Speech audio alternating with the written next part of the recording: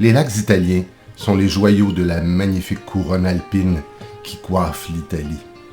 Leur beauté et les émotions qu'elles suscitent ont attiré les hommes et les femmes depuis l'Antiquité. Ils sont le résultat de la fonte des glaciers et leur situation au creux de vallées dans les Alpes crée des panoramas spectaculaires. L'émerveillement vous guette à chaque détour de route. Pour quelqu'un qui a connu la nature dans les Laurentides, il y a là de quoi se sentir comme dans un rêve tout au long du séjour. Dominique et moi ne les avons pas tous parcourus étant donné les limites de temps. Nous n'avons pas visité le lac d'Orta ni le lac de Lugano, mais les journées passées au lac Majeur, de Côme et de Garde vont rester longtemps gravées dans nos cœurs. Le lac Majeur est le plus à l'ouest des trois que nous avons visités. Nous l'avons rejoint en voiture à partir de Milan, faisant la transition entre la plaine du Pô et les Alpes. Il est bordé par le Piémont à l'ouest et la Lombardie à l'est, et le nord se situe dans le canton de Tessin, en Suisse. Nous avons logé dans la très jolie ville de Verbania, qui signifie verveine, au bel hôtel Pallanza, le plus luxueux de notre voyage. Explorer les alentours à pied était exquis.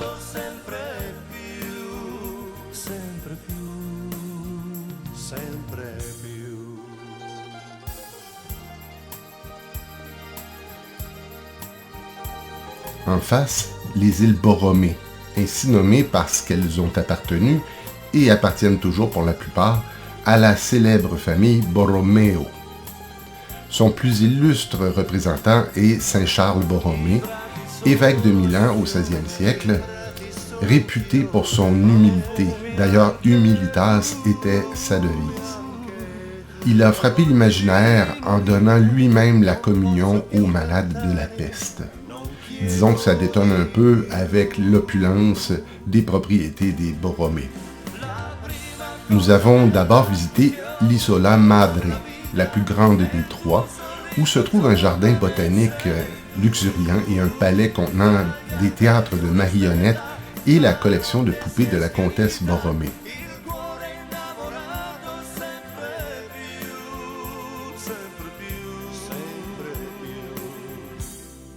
Senti questa voce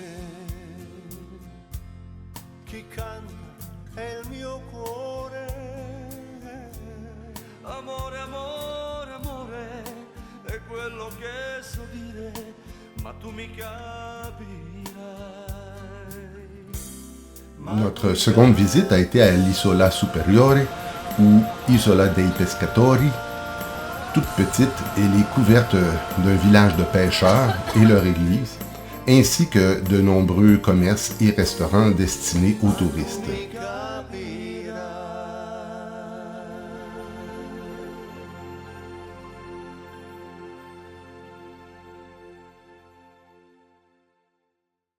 Finalement, nous nous sommes rendus à l'Isola Bella, presque entièrement occupée par le Palazzo Borromeo, et un grand jardin en terrasse. Le palais a entre autres été occupé par Napoléon Ier, dont on peut encore visiter la chambre qu'il occupait avec Joséphine. Il comporte une impressionnante salle de réception donnant sur 3 étages.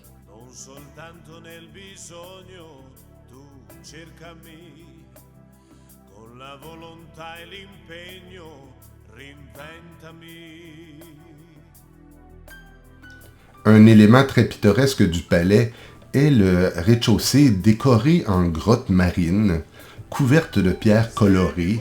C'était apparemment un refuge apprécié lors des chaudes journées d'été.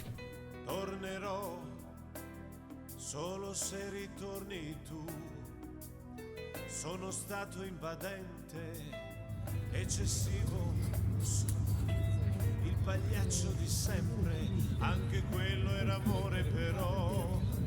Questa vita ci ha puniti già, troppe quelle verità che ci sono rimaste dentro.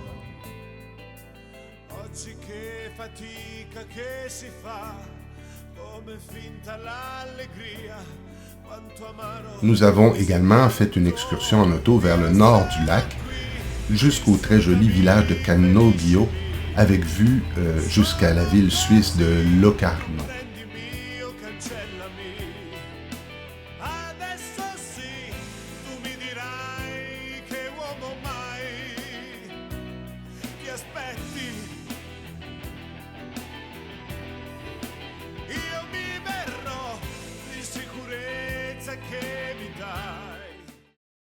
Le célèbre lac de Côme n'a rien envié aux autres lacs en termes de paysage. Il a la forme d'un Y renversé où nous nous sommes d'abord rendus au village de Bellagio qui forme une pointe à la rencontre des deux branches du lac. La petitesse de la route à certains endroits nous a permis de comprendre pourquoi Europcar ne prend même pas la peine de réparer les égratignures sur les rétroviseurs de ses voitures.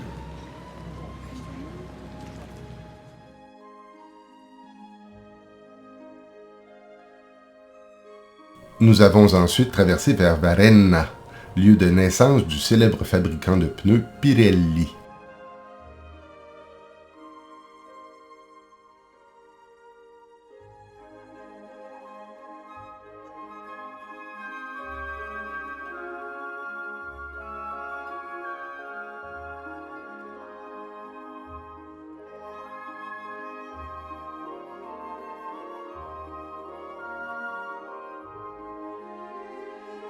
Pour nous rendre jusqu'au Bed and Breakfast, au-dessus d'un sympathique petit bar du village très peu achalandé de Dorio, un peu au nord de celui un peu plus touristique de Dervio. Sur les conseils du tenancier polyglotte et plutôt dissert, nous avons planifié une excursion en voiture le lendemain, contournant la pointe nord du lac et redescendant la rive ouest jusqu'à la ville de Como.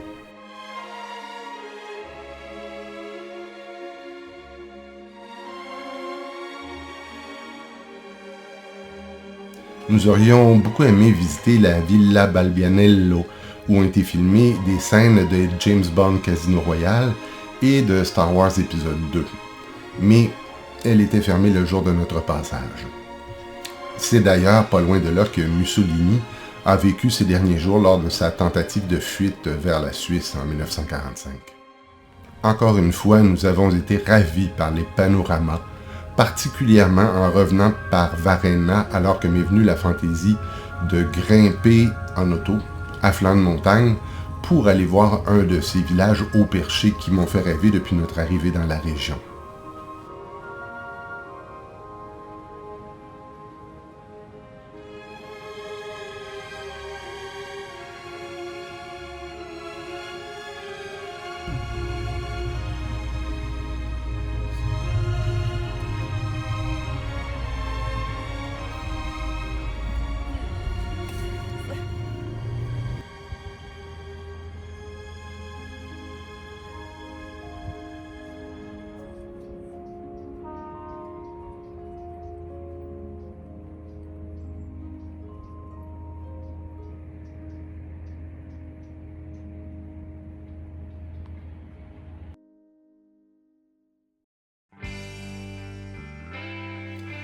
Après le lac de Côme, notre voyage nous a d'abord conduit à Vérone, où nous avons profité d'une journée sans pluie pour partir visiter le lac de Garde.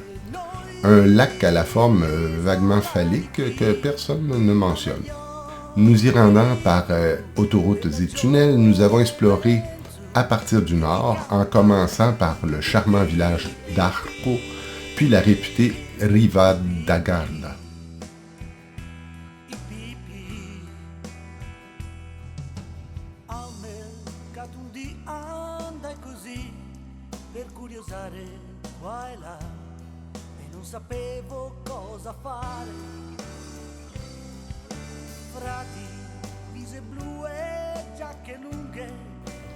La rive ouest et son spectaculaire escarpement est longée par une route panoramique que James Bond a aussi empruntée au début de James Bond Quantum of Solace.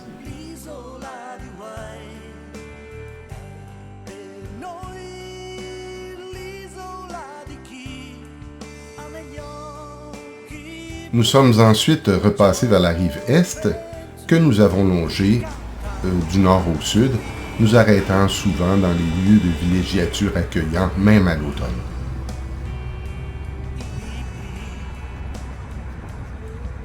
Senza una valigia io e te siamo partiti giovedì, i nostri occhi c'erano sì,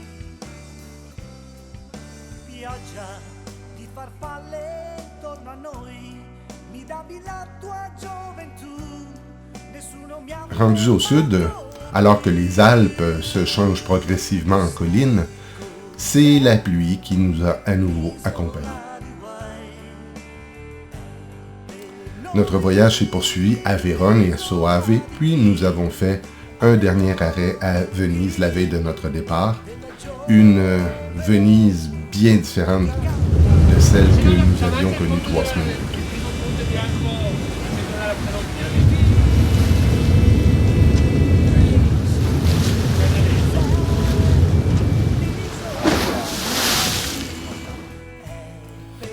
C'est comme ça que se sont terminées 3 merveilleuses semaines en Italie, que je vous décris dans les capsules précédentes de cette série. Si vous avez aimé cette manière de voyager avec nous et de découvrir le nord de l'Italie, n'oubliez pas de liker cette vidéo. Et vos commentaires sont évidemment les bienvenus. Suivez cette chaîne pour de nouvelles découvertes à Londres, puis croisière en mer du Nord. À bientôt!